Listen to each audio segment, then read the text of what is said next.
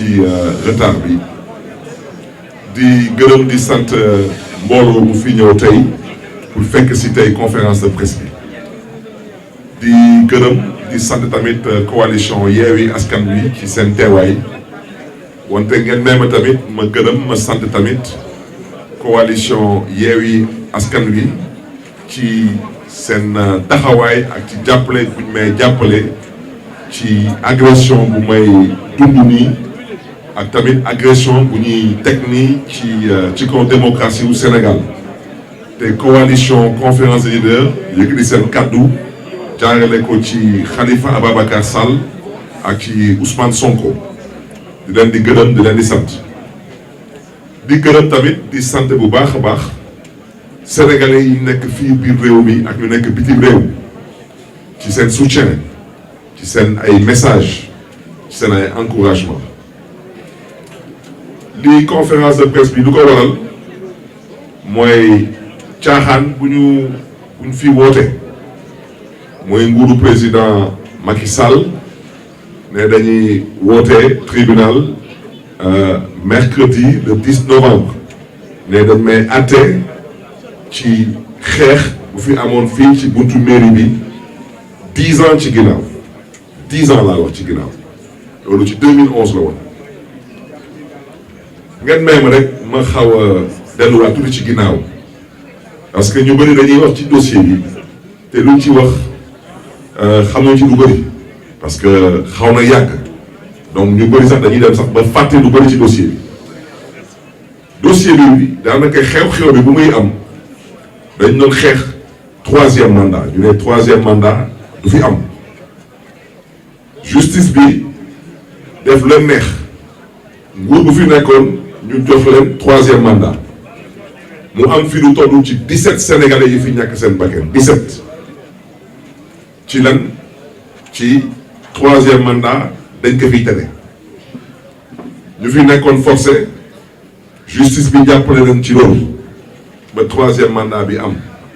wante ku fi nekkoon jamono boobu comme président moom daanaka mën nañ ko contre wante garmi la woon parce que moom mayoon na ku nekk mu mën a nekk candidat ci élection yi moom tamit mayoon na tamit ku nekk ci élection yi nga mën a jot ci sa carte électeur moom tamit mu nangu lu ngeen xam ne ni mooy règle élémentaire u élection ñu dem élection mu bett dem yoonam président Macky Sall laata loolu am ñëw na toog suma kër def conférence de presse ànd si ak suma wajur bu góor lu mu waxoon Sénégal ñëpp ko déggoon mu ne Barthélémy Dias dañ ko jaay doole mu ne Barthélémy Dias dañ ko tooñ mu ne Barthélémy Dias dañu bëggoon jël bakkanam mu ne Barthélémy Dias dafa défendre mu ne état du Sénégal ñoom ñooy responsable wax na sax ba wax ay waxu mercenaire mu ne mercenaire mooy Samba Boy buy nangu def ñaawteef ci kaw ñu jox ko ay koppar ñun dañ leen di woy ay nervi loolu bu muy am man maa ngi woon ci kaso bi élection passée Macky Sall fekk ma ci kaso bi dugal ma ci liste député ma ànd ak moom ci liggéey bi ñuy liggéey suma mandat noroon nekk mandat wu juróomi at ñu dawal ñetti at man ma bokk ci parti socialiste ma bokk ci ñu waxoon ci parti socialiste PS dafa war a am candidat te suñu candidat mooy Khalifa Ababacar Sall wax jooju nag loolu nag moo may indil torof yépp yu may dugg tey ñu daal di jàpp dossier bi ne da indil Barth yóbbul Barth indil Barth yóbbul Barth ñu ne dañuy yëkkati suma immunité parlementaire ma leen waa yéen wala ngeen di wax waxu immunité parlementaire da ngeen ma laaj man maa ne dama bëgg ñu àtte ma kon man waxu immunité parlementaire waxuma waxu immunité parlementaire archive yi ñu ngi fi ma dem assemblée nationale président Moustapha Niass ne ma dañ lay déglu ma ne ko président yow suma wóojur nga soxlawul ñu may déglu parce que xeex bi bu muy am nekk gu ma woon député kon man immunité bi soxlawuma ko dama bëgg ñu lever suma immunité sans aucun débat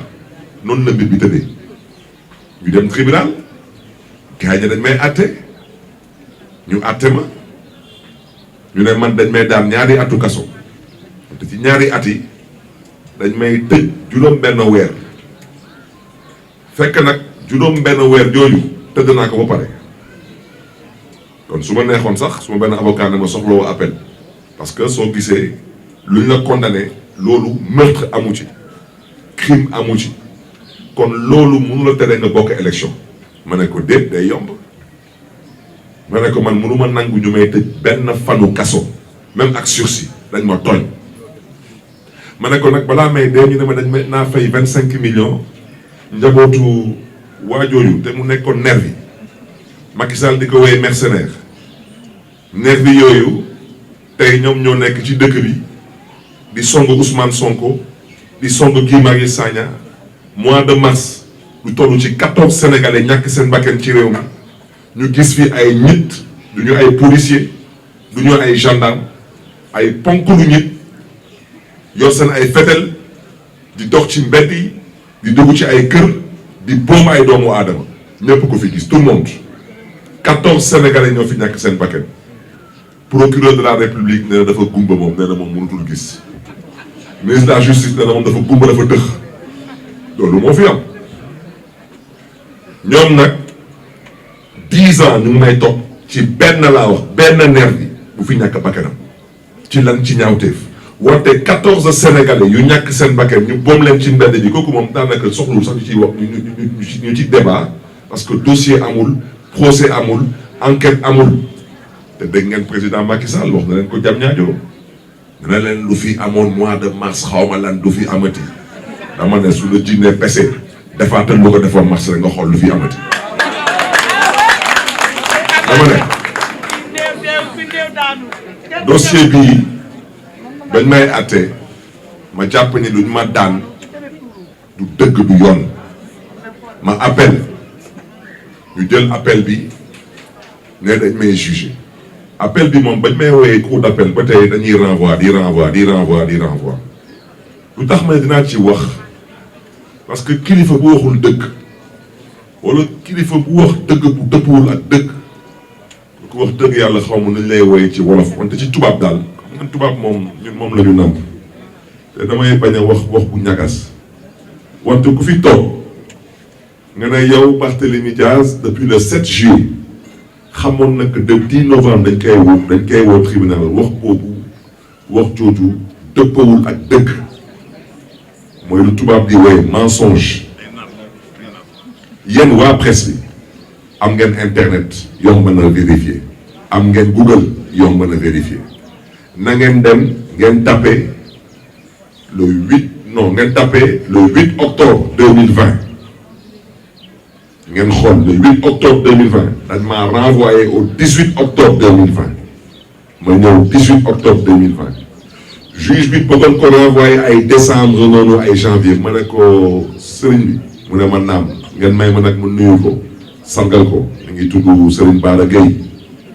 parce que may na ma lu ngeen xam ne ni mënoon na lank bañ ne du ma ko jox dama koy nag maa bëgg a woo ci mois de décembre day am feetu Noël man catholique la xam nga bëgg a woo jullit nga ne ko ëllëg mooy tabaski kooku daanaka da nga koy teg problème parce que yeneen problème lay am mu nangul ma ko ñuy wax waxu ay début janvier du ma ko fàtte parce que joxoon na date 8 janvier ma ne ko 8 janvier bi du ma arrangé parce que 8 janvier bi suma anniversaire bu papa la te man suma kër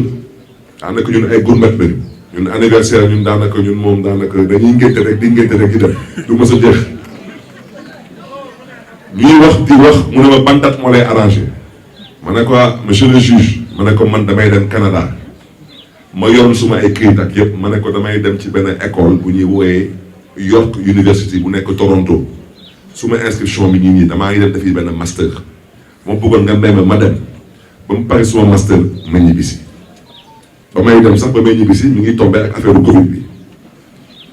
ngeen dem ngeen tapé internet le 5 mai 2021 dañu dem tribunal ñu toog tribunal le 5 mai 2021 ñëpp a ngi toog wante ñëpp bi man kese la ak papu xale bi amul benn nerf bi amul kenn kuy bàyyeeku ci parti bu fi nekkoon ci jamono boobu amul benn commanditaire man nekk fa nekk ñu nekk di wax ñu ne non dossier bi mënuñu ko àtte parce que fii nerf yi newuñu fi parti yëpp newuñu fi nañ ko dàq ñu nekkoon nañ ko dàq au 7 juillet 2021 ñëpp toog ci salle bi ñëpp d'accord le 7 juillet man le 7 juillet ma dem tribunal ma ñëw dugg toog 8h30 maa ngi toog ak Khalifa Sall ñu toog ba 10h kenn woowu ma 10h30 kenn woowu ma ne waaw lii nu mu demee nii 11h kenn woowu ma ah ma woo Demba Ciré Bathily maître Demba Ciré Bathily ma ne ko même maître ah man de d'habitude dañ ma doon woo ay booru maximum 9h30 10h ñu woo ñu mu ne ma xaaral ma dem seeti greffier bi mu dem seeti greffier bi nekkul seen dossier newu fi ma gis Demba Ciré Bathily dem interpeller juge bi arrêté audience bi juge bi interpellé substitut de procureur bi mu ne ko waaw mais est-ce que dossier bi mu ngi fi substitut du procureur bi xool juge bi ne ko dossier bi kenn programmé wu ko tey kenn enrôlé wu ko ci rôle audience yi yow soo programmé wu ne benn dossier naka nga ko mën a reporter à une date soi-disant qui correspond au 10 novembre c'est faux c'est archi faux et si vous insistez c'est un mensonge c'est tout parce que nag kilifa du fen parce que nag nous sommes dans une bataille d'opinion et trop c'est trop cette justice n'inspire aucune confiance à aucun citoyen dans ce pays à cause de votre comportement c'est un comportement qui est inadmissible, inacceptable et intolérable et je vous le dis vous êtes en train de jouer avec le feu ce pays en a marre dama ne ñu nekk tribunal dañu xoolaat seen taxawaay parce que nag dafa am ñu ciy bokk dañuy juum di jaawale ñu ci bëri dañuy jàppee seen bopp ay magistrat ñoom lu ñu jàpp mooy daanaka ñoom lu tubaab di woy intouchable mooy ñoom kenn du leen laal dëkk bi nga nekk sëriñ dinañ la laal nga nekk politicien dinañ la laal nga nekk homme d'affaires dinañ la laal nga nekk professeur agrégé dañ la laal wante nga nekk magistrat kenn du la laal daanaka lépp lu fi am ci Sénégal ci ay magistrat ñoom duñ def benn ñaawteef ñoom duñu dëpp kees ñoom duñu signé ay faux papier ñoom duñ jël xaalis ñoom duñu xool jabaru jàmbur ñoom duñ def dara ñoom daal ñoom macha allah ñoom daal ñoom ay wëliw lañu ñoom def ñu dara ma bëgg nag wax jooju ñu teg ko ci suuf fii menace amu fii lu mu fii woote tey mooy fulla ak fayda parce que nag lu ëpp tuuru mercredi le 10 novembre damaa fas yéene dem tribunal parce que dama nekk citoyen sénégalais te man maa sàkku ci justice ñu àtte ma mais biiralaat du ma fi wax dama ne juge boobu bu ñëwee Serigne Bara Gueye maa ngi koy jaajëfee parce que man damay xool ñit mën naa xàmmee di ràññee kon maa ngi koy jaajëfee wante ñu fa toogal état du Sénégal xam nañ seen bopp moo tax dama ne procureur boobu ñu koy woowee Serigne Diaby du noonu moom comme nee na day jël këyit génn communiqué di wax ne ni que Barthélémy Dias moo ko doon xam ne ni que day ñëw tribunal le 10 novembre waa bisimilah maa ngi ñëw tribunal le 10 novembre yow nag bàyyil di jël ay substitut nga leen kaay leen toog yow kaay toog yow da ngay ñëw toog ma ñëw toog comme nee na da nga may àtte ma xam lan nga fiy àtte lan ngeen di fi àtte da ngeen toog ngeen ne man Barthélémy Dias da ngeen di ma topp ndax lan damaa yoroon gànnaay te gànnaay boobu daanaka damaa ko yor wante yoruma këyit pour yor gànnaay boobu te waxtu ju dëppul ak dëgg yéen waa presse maa ngi sàkku ci yéen ngeen dem ci Google ngeen wut ci Google ngeen dem su leen neexee ci site internet bu ñuy wooyee parce que foofu laa ko jëlee ngeen jëlee ko ci këyit bi nii mooy këyitu bii moom dama ko jëlee ci leeral.net date bi mooy le 22 août 2011 kii mooy laata fusillade bi di am parce que fusillade mi ngi en décembre 2011 qui août 2011 la woon mi ngi nii le 22 août 2011 ngeen xool décision de la Cour suprême Ousmane Ngom moo fi nekkoon ministre de l'Intérieur doon ma jaay doole jóg bés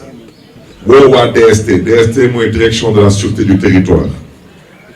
moom benn mag bu baax moo fa newoon ñu koy woowee commissaire Abou Diop ñu ngi koy jox wàccuwaayam au passage mu woo leen ne leen Barthélémy Dias bëgg tudd Barthélémy Dias am këyit bu koy may sañ-sañ mu am feneen parce que ñoom lu ñu namoon ci man mooy luñ fi gisoon ci mbiru Talla Sylla wante nag comme ñoom dañu xamoon tamit kër bu bëri xëcc ñu ne ah waa ji bu ñu mën a jot ci moom foog lépp lu mu yor ci ay gànnaay nañ ko jël ci moom ñu def lu ñu def waa DST ñu annulé suma permis de port d'arme man ma jël décision bi ma attaqué ko Cour suprême moo may dëkk Cour suprême ne Barthélémy Dias bii di homme politique di opposant jëm na fetalan fii ci benn armée yi na ngeen ko delloo permis de port d'arme naka ngeen mënee toog tey ngeen man da ngeen ne ma topp ci benn dossier ngeen taxaw fii di nekk man damaa yoroon gànnaay te yoruma woon autorisation pour permis de port d'arme wax yooyu dëppoo ak dëkk ñu ne waaw mais Barthélémy Dias dafa yoroon ay yeneen gànnaay mais dama ne ku bëgg a lépp na nga lépp nous sommes en pénal lii pénal la pénal amul lépp léeboom pénal da ngay ne Barthélémy Dias yow yaa def lii yaay indi preuve ne lii yaa ko def ni nga ko defee fii nga jaar bu def ko fetel bu ma fi jël doom wax naa ko 9 millimètres la woon xam naa fu ma ko jëndee jox naa leen facture yi jox naa leen lépp demoon nañ sax ba bëgg sax tëj armurerie bi ndax jaay tamit doole fetel bi ba tey nii commissariat central ñu ngi sûreté urbaine ñoom suñ taxawee tey ñu ne man maa rey Samba Boy boobu ñu doon woy Ndiaga Diouf ñoom nañu génne fetel bu rey xale bi te nañu génne les preuves pour wane ne que man maa rey nervi boobu mais c'est trop facile taxaw fii ne ma non gànnaay boobu da nga ko sànni géej gànnaay boobu da nga ko dugal sa suufu lal gànnaay boobu dama ne ku bëgg a léeb na nga léeb ku bëgg a fooy sa xel na nga fooy sa xel man léebuma man fooyewuma suma xel te lu may ñaawlu ci lii je le répète mooy instrumentalisation de la justice dans ce dossier bi mën naa juuma wante ku ko noor a àtte faa wax mën naa juum mais je pense que kooku woo juróom bu jigéen juddugul waaw parce que dama ne munoo bëgg a àtte dossier bu mel ni fusillade de Mermoz Sacré-Cœur te amul benn nervi bu fi toog amut mais yéen génnaat nañ vidéo yi jour boobu bu ñuy ñëw fii ci buntu mairie bi nee nañu ñoom gendarmerie bi nee nañu ils ont ramassé 77 douilles yéen xam ngeen 77 douilles ñaata chargeur ci ñu xam feneen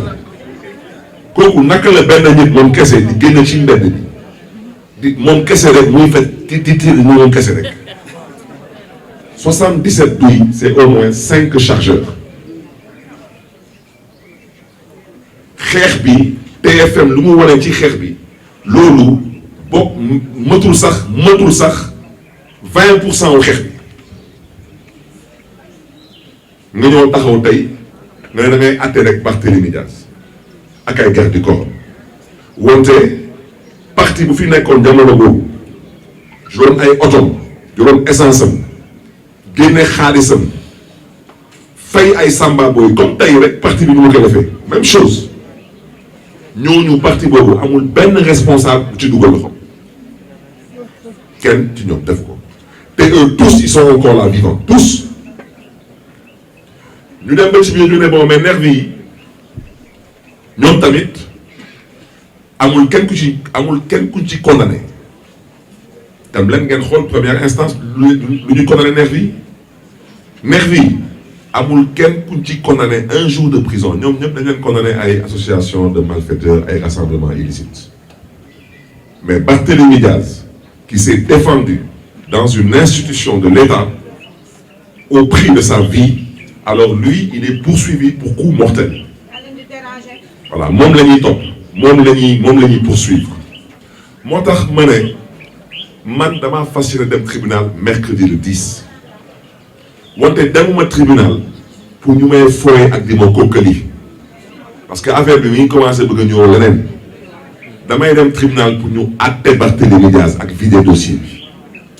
moo tax may sàkku ci ndaw ñi dama ne mercredi ñun lu ñuy woote Sénégal mooy résistance comme nu ñu woote woon mars résistance moom la ñuy woote waat tey résistance parce que dama ne bu xamul buur dee na nga xam ne ni buur wuti ji na dépense waaw parce que nag lu ëpp tuuru le 10 novembre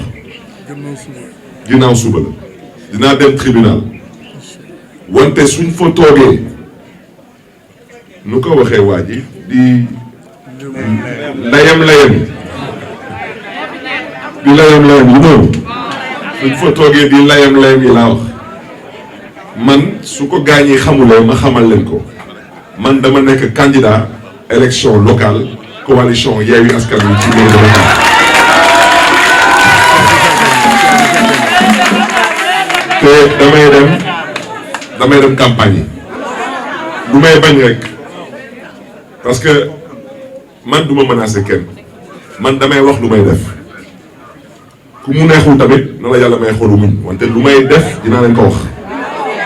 su ngeen ma woowaatee tribunal après le 10 novembre je ne viendrai plus vous répondre dama bëgg a wax ci leer te ma bëgg tamit parce que je xam naa lu ñu namm ci dossier bi xam naa lu ñu ci namm parce que wax naa ko sànq ci tubaab nee naa ñoom ba ñuy dégg Barthélémy Dias day wuti mairie de Dakar dañuy def seen sondage ñu xoolaat sondage bi ñu foog ne lii ay film la wante dañu xamul ne yàlla mooy buur ñu ne bon mbir bi comme dina tëddee nañ jéem a xool naka la ñuy accélérer dossier bi joxewul dara ñu ne bon maintenant ñun nañu jéem a xool naka la ñuy jëlee décret présidentiel ñu nommé ci maire de Dakar par décret ndax ñu mën a gaagal ñu mën a galgal Barth bañ a nekk maire de Dakar ñu yuuxu dox lu ñuy dox xeex lu ñuy xeex gaa yi jël loolu teg ko ci suuf ñu dawalaat ñu ne bon comme loolu yëpp doxut nañ jéem a xool nu ñu jëlee mairie de Dakar ñu seeyal ko mu bañ amati ñu defaat même chose kaas yuuxu xeex gaa yi tamit jël loolu teg ko ci suuf ñoom nag seen yaakaar dafa tas ci coalition Yewwi Askan Wi ci tànn buñ ma tànn pour man ma nekk seen candidat fii département de Dakar mairie de Dakar lu may dégg man maa ngi déposé suma dossier ci candidature de Dakar maa ngi koy déposé le 4 novembre ci suba si à 8h du matin le 5 novembre ñu ñëw suma kër indi seen këyit bi ku ko xool da nga xam ne ni lii ab mbiru complot la Pape Nervi boobu moom nee na moom jot na këyitam yàgg na moom du ma polémique ak moom parce que kenn musuma dégg ma wax ci waxam wala wax ci doomam wante nag lu ëpp tuuru man tamit dama am ay doom man tamit ma yor tamit ay mbokk yor tamit ay dëkkandoor man tamit ma yor tamit ay soppe dama ne moom xaw ma chiffre 25 lan lay représenté ci ñoom wante moom dama bëgg moom mu xam ne ni ko doomam nervi la woon te du xaste du saaga doomam samba boy la woon parce que ku bàyyi sa kër nga yëg ci oto jox la 25 000 francs ne da ngeen di dem ci ay kër personnalité politique pour songaleen loolu ab mbiru wëyu la ab mbiru bandi la ab mbiru nervi la ab mbiru mercenaire la beneen bi ñoom bañ may topp man nee nañ ma su ma fayoon sax 25 millions yi daanaka wax jooju sax moom lañ ko fay première instance ma ne man su ma amee 25 millions ma jël ko jox ko waa Empire des enfants wala ma jox ko SOS village des enfants moo ma gënal ma leen di ko jox 25 millions. dama gisul lan lañ fi liggéey dama fi gisul lan laa leen def ba man mënula jël suma xaalis leen di ko jox ci ndàmpaay. Macky Sall bu muy ñëw suma kër ba xew-xew bi am lu mu wax ñëpp dégg nañ ko nee na Barthélémy Dias dañ ko tooñ nee na Barthélémy Dias dafa défendre nee na benn responsable moo fi am mooy état du Sénégal état du Sénégal dafa am assurance su état du Sénégal dañ koy woowee agent judiciaire de l' état kon état du Sénégal su tooñee moom assurance am mooy fay kon tey lu président Macky Sall mais président de la République ah wax dëgg yàlla nag bés bu ma gisee état du Sénégal di indemniser nervi man nag ma xam ne nag Sénégal nag dëkk bi nag wax dëgg yàlla nag nañu dem ci beneen dëkk dem dëkk fa parce que nag nervi bu ñuy indemniser ah sañ na ko naam sañ na ko parce que moom tey daanaka moom tey yaakaaratu ko ci tey yaakaaratu ko ci APR président Macky Sall tey yaakaaratu ko tey ci Benno Bokk Yaakaar daf ko yaakaaree ci lan ci nervi yi mois de mars gis ngeen lu fi xew yéen ñëpp da ngeen suivre actualité bi biig rek gis ngeen lu xew Ziguinchor Ousmane Sonko est un député du peuple c'est un député de la Casamance ça veut dire que l'État du Sénégal n'a engagé aucune poursuite amul benn enquête amul benn arrestation ana kii Marius Sagna song nañ ko fi Mbour xotti ay yéreem toroxal ko gendarmerie ne pat balaa may dee ñu ne la gendarmerie est une institution depuis quand est-ce que la gendarmerie est une institution depuis quand donc loolu yëpp wax leen que tey su ngeen gisee man sax ma xaw a am jàmm tey man Barthélémy Dias c'est parce que gars yi dinañ song a gaañe man wax dëgg yàlla man moom gars yi moom dañu pare ci suma ay bagages waaw dañu pare ci suma ay bagages parce que dugguma politique pour foo ak ñoom te nag ëpp baax na ci laax bu tàng depuis la fusillade man may nañ ma jàmm te jàmm boobu moom incha allah dina continuer parce que man wax naa tribunal lu ma naroon wax tribunal wax naa lu ma def te waxaat naa tamit nee naa lu xewoon ci buntu mairie Mermoz Sacré-Cœur ñu ñëpp dañ ko ñaawlu wante ni ñaanuñu ko yàlla mais loolu bés bu amaatee la woon fa woon ba woon na woon rek dara du fi changé parce que ñun ñëwuñu politique pour di tooñ ay doomu aadama wante du ñu nangu kenn di ñu tooñ ñun lu ñu ñor mooy Sénégal te Sénégal lu ñu gëm mooy dañ koy waxtaane dañ koy pencoo mais kenn mënu ko aakimoo ci lan ci génn ay nervi di jaay ñi doole donc mbokk yi xaw ma est-ce que lu ma dënk ci wolof c'est plus ou moins ramassé.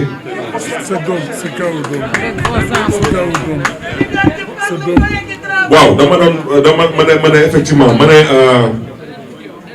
ñun dañu wote résistance chaque fois gars ñi ne non ñun suñu wote résistance ñun kenn du gis suñu doom yi